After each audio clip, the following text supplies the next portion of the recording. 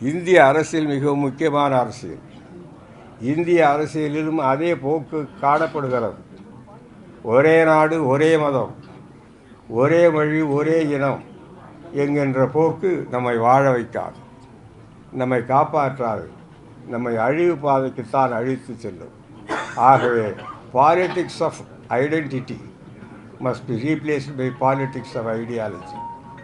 நாம் வழி வழி வந்த நம்முடைய அறநிலை அரசியல், அறத்தின் அறநெறி முதற்றே அரசின் குற்றம் என்று 2000 ஆண்டுகளுக்கு முன்னால் புறநானூறு. ஆகவே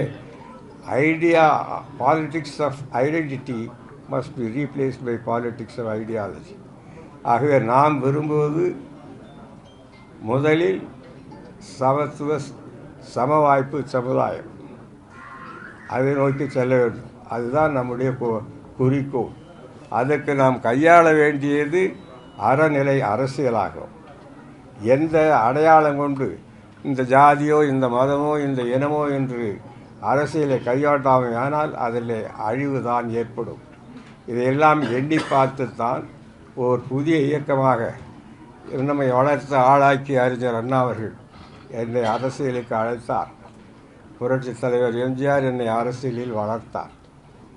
ஆகவே அவர்களெல்லாம் கற்றுத்தந்த பாடங்களின் அடிப்படையில் எல்லோரும் இன்பமுற்று வாழ்வதற்கேற்ற ஒரு சூழ்நிலையை நாம் உருவாக்க வேண்டிய வரலாற்று கட்டாயம் என்று ஏற்பட்டிருக்கிறது.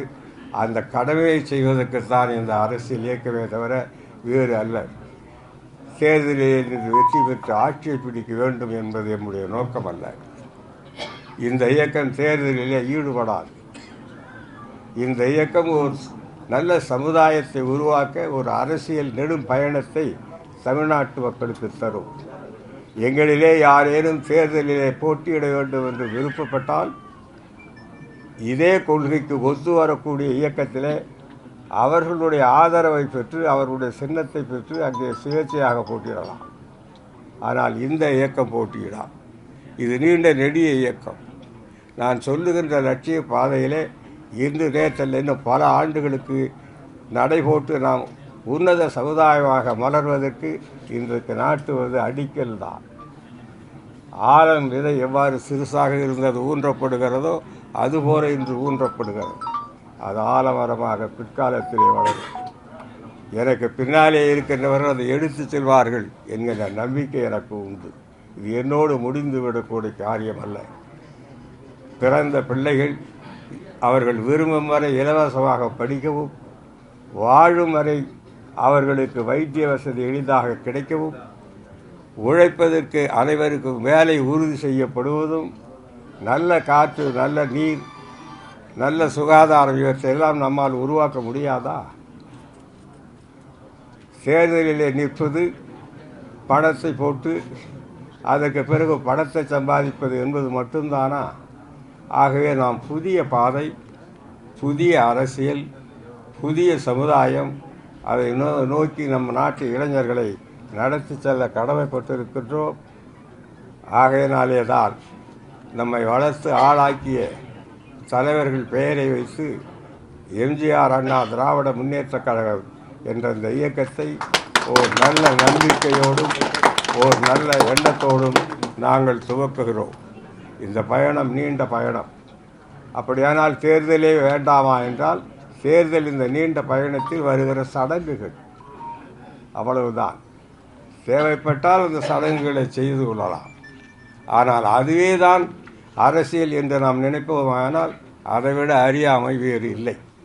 இந்த அடிப்படையிலேயெல்லாம் மையமாக வைத்து கொண்டு தான் இந்த இயக்கம் ஆரம்பிக்கப்படுகிறது. மெல்ல மெல்ல சிறுக சிறுக நாளாக ஆக வளர்த்து கொண்டு இந்த நாட்டு மக்கள் இதை நல்ல முறையிலே பயன்படுத்தி கொள்ள வேண்டும் என்று நான் கிட்டத்தட்ட 70 ஆண்டுகளுக்கு மேல் பெற்ற அறிவாலும் அனுபவத்தாலும் வேண்டுகோளாக வைத்திருந்த இயக்கத்தை உங்களது ஆசியோடும் ஆதரவோடும் அன்போடும் நம்பிக்கையோடும் துவக்கி வைக்கின்றேன். துவக்கி வைப்பது நானாக இருப்பேன். இதை தொடர்ந்து நடத்துவது இந்த நாட்டு மக்களாக இருக்க வேண்டும் என்று கேட்டு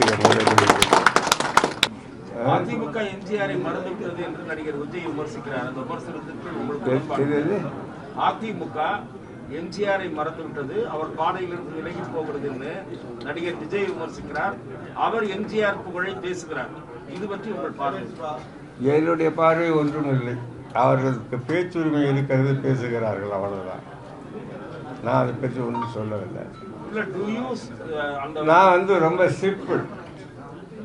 வசதி படைத்தவங்களுக்கு இருக்கிற வாய்ப்பு கீழ்மட்டத்தில் இருக்கிறவங்களுக்கு கிடைக்கிறதுக்கு என்ன பண்ணணுமோ அதுதான் பண்ணோம். வேற ஒன்றும் நான் நீங்கள் சில அரசியல் கட்சிகளை டெஃபினேஷன் பண்ணீங்க, வணிகமயமாக தான் இந்த கட்சிகள் இயங்கிக் கொண்டிருக்கின்றன. அந்த விமர்சனத்திற்குள் அதிமுகவும் வருகிறதா? அது நீரே சிந்தித்து முடிவெடுத்துக் கொள்ள கேட்டுக்கொள்கிறேன். பிளே ஸ்டோர் மற்றும் ஆப் ஸ்டோரில் இருந்து பாலிமர் செயலியை QR கோடு மூலம் பதிவிறக்கம் செய்யுங்கள். செய்திகளை உடனுக்குடன் பெறுங்கள்.